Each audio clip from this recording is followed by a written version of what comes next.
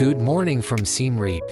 The sun is already high, the air is warm, and the day begins with the comforting smells of local food at our hotel, fresh fruit, strong coffee, and quiet excitement, everything we need before stepping into one of the greatest wonders of the ancient world.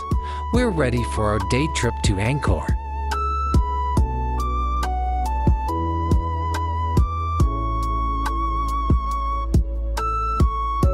Today, we're exploring Angkor, once the powerful heart of the Khmer Empire from the 9th to the 15th century. This vast complex was one of the largest cities on Earth, an extraordinary blend of religion, art, and engineering. On the map, you can see our route today. We'll enter through the Tonle On Gate, continue to the mysterious Bayon Temple, walk along the Terrace of the Elephants, the jungle-covered Ta Prohm, and later, we'll save the crown jewel Angkor Wat for another video. We enter Angkor through the Tonle On Gate, crossing a long stone causeway. On both sides, rows of statues pull on the body of a sacred serpent naga, demons, or asuras, on one side, and gods, known as devas, on the other. This scene represents the ancient Hindu myth of the churning of the Sea of Milk, symbolizing the eternal struggle between good and evil, order and chaos.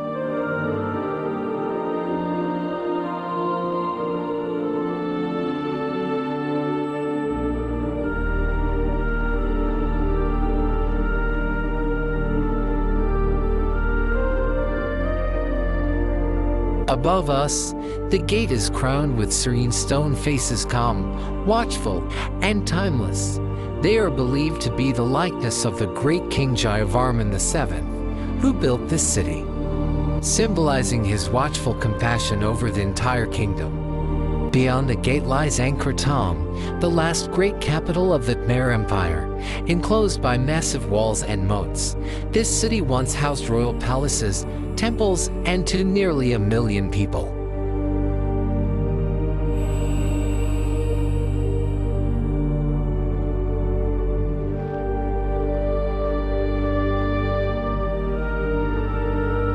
A short bus ride brings us to the heart of Angkor Thom, the Bayon Temple. Unlike most temples here, Bayon is a Buddhist state temple, and the final major temple built during the Angkor period.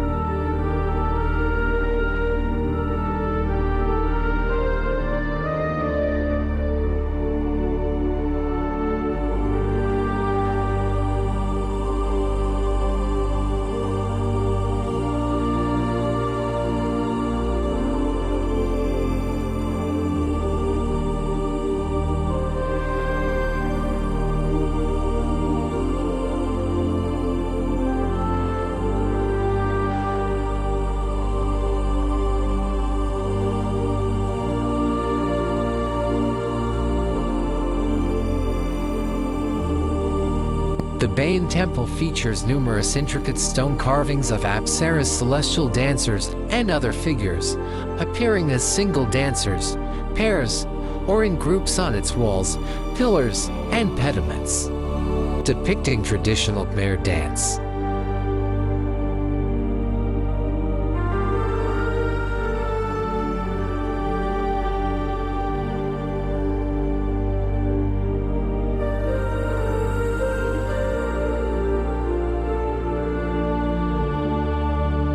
Its outer galleries are carved with detailed bas-reliefs showing scenes of daily life, markets, fishing, celebrations, and dramatic battles that tell stories of the empire's strength and struggle.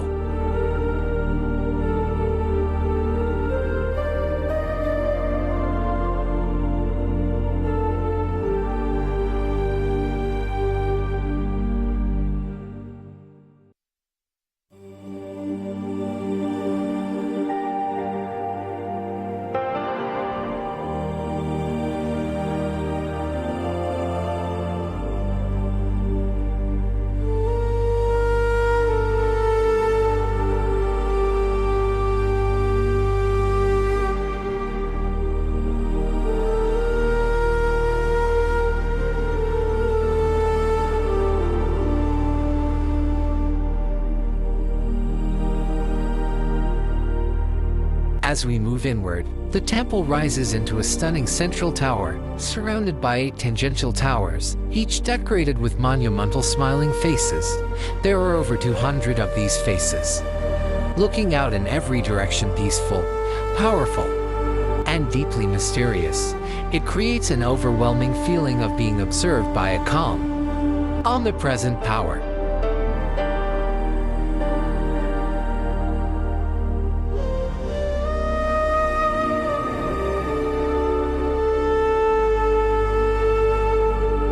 Just nearby is the Terrace of the Elephants, a long 300-meter ceremonial platform once used by kings to view parades, ceremonies, and returning armies.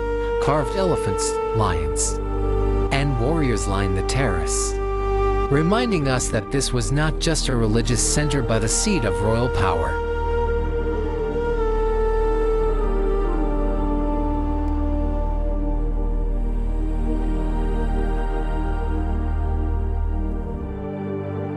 Now we arrive at Ta Prohm, one of the most unforgettable temples in Angkor.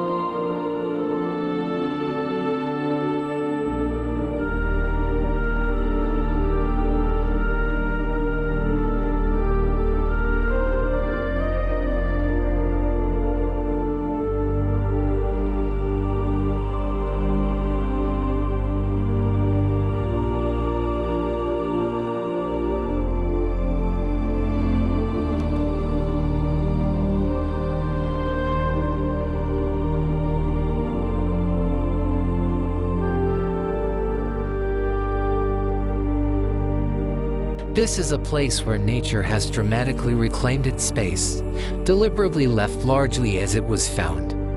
It shows the raw power of the jungle.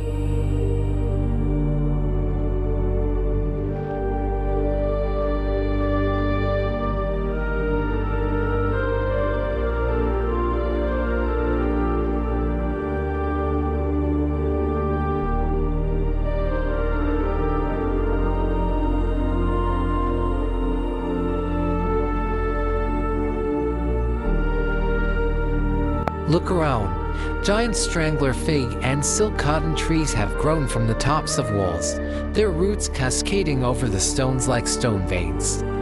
Massive strangler fig trees grow directly out of the stone ruins, their roots wrapping around walls and doorways like living sculptures.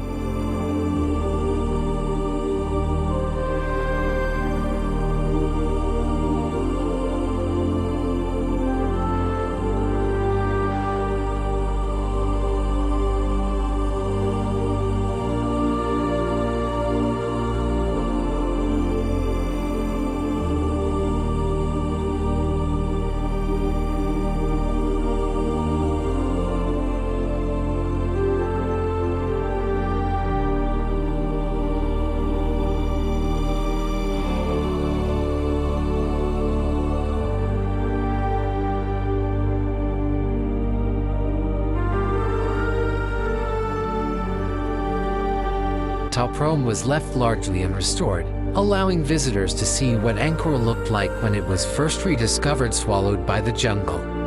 Inside the central enclosure, nicknamed the Crocodile, the atmosphere feels wild and almost cinematic.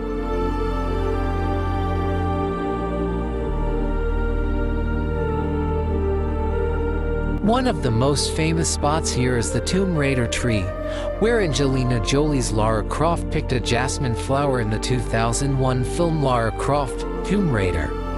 That single scene brought Ta Prohm and Angkor to the world's attention and transformed it into a global icon. Walk slowly.